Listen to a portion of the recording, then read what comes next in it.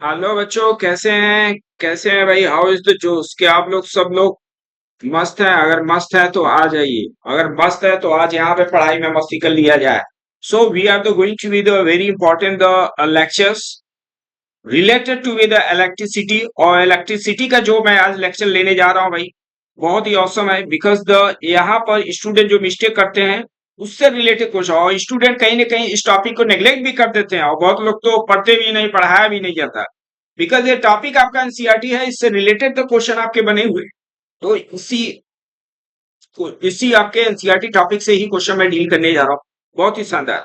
तो क्वेश्चन क्या है? Is the question mark why electricity से why sending voltage why sending voltage is very high. Voltage क्यों high send किया जाता है भाई?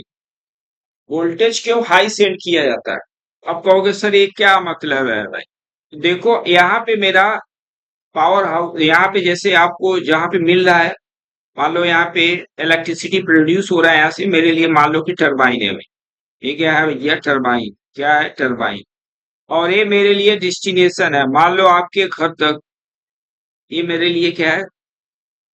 डेस्टिनेशन है। यहाँ पे मुझे पहुंचाना है इलेक्ट्रिसिटी। तो जनरली इलेक्ट्रिसिटी हम लोग जो पहुंचाते हैं, यहाँ पे वोल्टेज बहुत हाई होता है। ठीक है, वोल्टेज बहुत हाई होता है, हालांकि पावर कांस्टेंट दे दिया तो बहुत हाई वोल्टेज पे हाई वोल्टेज पे इलेक्ट्रिसिटी प्रोवाइड किया जाता है। तो जहां पे वोल्टेज बनता है बहुत हाई होता है। आप कहोगे ये क्यों होता है? बिकॉज एनसीईआरटी से रिलेटेड समझना बहुत जरूरी है। तो इसका आंसर आपको समझना है। एक ही पॉइंट, एक ही लाइन में लिख रहा हूं। To minimize the power, to minimize, क्या किया जाए भाई? To minimize the power. तो अगर कोई पूछा कि सर पावर हम लोग हाई वोल्टेज पे क्यों सेंड, टू मिनिमाइज माइज पावर। तो वोल्टेज हम लोग हाई वोल्टेज पे पावर ट्रांसमिशन क्यों करते हैं? क्योंकि मुझे पावर लॉस कम करना होता है। आप कहोगे सर ये कौन सी बात है? हाँ, आप समझते हैं। जेई नीट और एडवांस के लिए आप लोग तैयार रहो, और वगैरह वगैरह छोटे मोटे जो एग्जाम है उसका कोई मतलब ही नहीं है। समझ में आया? अब रही बात सर कैसे अब वो समझा जाए। तो देखो यहाँ से यहाँ तक आपको पहुंचाने के लिए, इलेक्ट्रिसिटी पहुंचाने के लिए वायर यूज करना पड़ेगा, कंडक्टिंग वायर। सही है? बात सही है सर। और वायर का लेंथ सपोज दैट मैं ले लिया हूं आर नॉट है। आर नॉट क्या है? रेजिस्टेंस पर यूनिट लेंथ है, समझना भैया। रेजिस्टेंस पर यूनिट लेंथ, पर यूनिट लेंथ है, क्वेश्चन में दे दी है। मतलब एक यूनिट लेंथ का जो रेजिस्टेंस है आर नॉट। अच्छा, एरिया क्रॉस सेक्शन एरिया वही होगा। तो मुझे सर मालूम है रो आर इक्वल टू क्या होता है? रेजिस्टेंस एल अपान में, rho into L upon. A constant हो गया बेटा, ए कांस्टेंट। तो रेजिस्टेंस पर यूनिट लेंथ, ठीक है ना, इसी पे डिपेंड करा। तो बेसिकली इसको लिखने की जरूरत नहीं है, आपको समझाना चाह रहा हूँ। तो मैं बोल सकता हूँ पूरे वायर के अगर रेजिस्टेंस इसका लिखूं तो क्या लिखोगे? इसका लेंथ मान लो कि एल है, इसका लेंथ वायर का क्या है भाई? एल। तो आर नॉट इंटू एल हो जाएगा क्या? तो ये पूरे वायर का लेंथ हो गया, क्योंकि एक यूनिट वायर का जो रेजिस्टेंस है वो आर नॉट है। तो एल लेंथ वायर का रेजिस्टेंस कितना हो जाएगा? अरे बहुत सिंपल भैया, यूनिटी मेथड से यूज कर लिया जाए। ठीक है सर। अब रही बात सर पॉइंट पे आए, पावर लॉसेज मुझे पहुंचना लिखना है। क्या लिख रहा हूं भाई? Power losses. पावर लॉसेज मुझे निकालना है।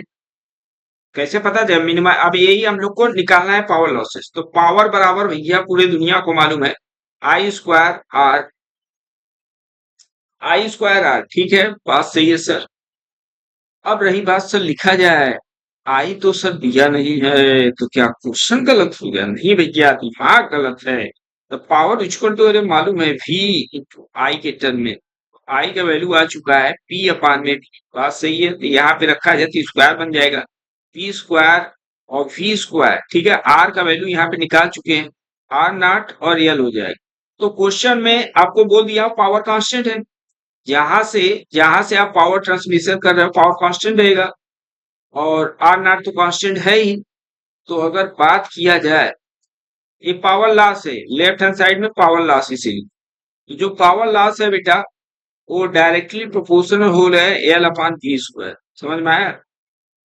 इसके एल अपान वी स्क्वायर के डायरेक्टली प्रोपोर्शनल हो गया। तो अब रही बात सर, अब हो गया तो बात सही है।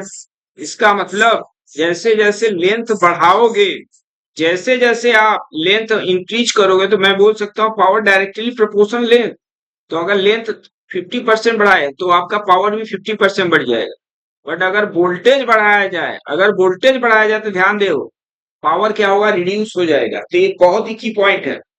अब एक इसके स्पेशली इस कंडीशन के लिए, बिकॉज ऑलरेडी मैं मुझे मालूम है पावर इक्वल टू वी आई भी होता है। तो यहां से आप मत बोल देगा पावर 50% बढ़ाया तो वोल्टेज अगर 50% बढ़ाया तो बेटा पावर भी 50%, जो आप गलती हो सकता है उसको मैं एक्सप्लेन कर दिया। तो अगर ऐसा क्वेश्चन आया कि यहाँ से पावर यहाँ ट्रांसमिशन किया जा रहा है, तो उसके लिए पावर लॉसेज जो होगा, पावर लॉसेज है, वो किस पे डिपेंड कर रहा है, लेंथ के डायरेक्टली प्रोपोर्शनल वोल्टेज की इनवर्सली स्क्वायर लॉ को फॉलो कर रहा है। ठीक है, तो ये बहुत ही की पॉइंट है और बन सकता है क्वेश्चन, बहुत साल से बना नहीं हो क्वेश्चन, पॉसिबिलिटी है। अब now come to the question. Question एक ले लिया जाए भाई, क्वेश्चन से फील है। तो मैं लिख रहा हूं voltage if voltage increases by 50%, कितना percent, 50%, then loss percentage in power, power power losses, loss बोल ही दिया हो तो पावर लॉसेज होगा। ठीक है ना, बहुत ही शानदार क्वेश्चन है और ये नया क्वेश्चन है, तो इसको जरूर से जरूर आपको समझना है। ठीक है ना। अच्छा, जो गलती स्टूडेंट से होता है वो मैं आपको पहले भी एक्सप्लेन कर दिया। Now come to the solution.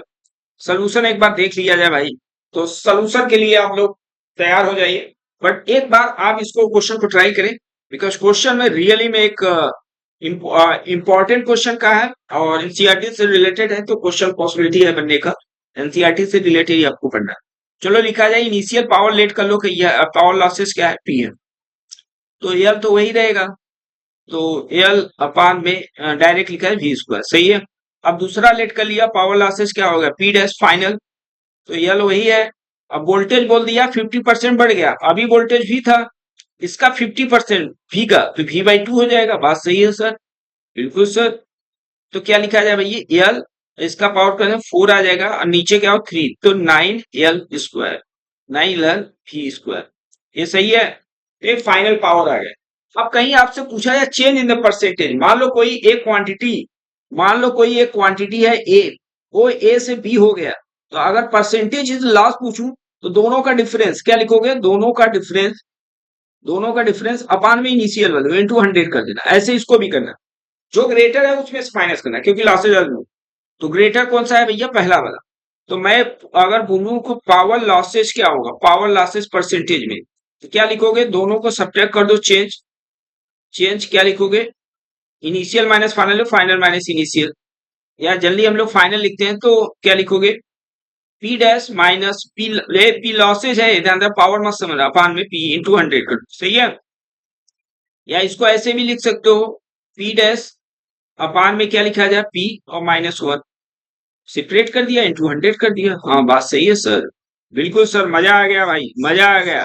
अब आगे बढ़ा जाए भाई, अब इसके आगे बढ़ा जाए, अब तो आप माहिर हो, अब फटाफट सॉल्व कर लोगे। तो पावर लॉसेज जो है बेटा, पावर परसेंटेज लॉसेज बात किया जाए, तो पी डैश अपने आप में ए है और पी तो ए वैल्यू है, तो अगर रखोगे डिवाइड करोगे तो 4/9, 4/9 -1 इंटू 100, सही है। इसको सब्ट्रैक्ट करेंगे तो क्या आ जाएगा, 500/9, 500/, ये पावर लॉसेज है, ये क्या है, पावर लॉसेज। ठीक है, ये क्या है भाई, पावर लॉसेज,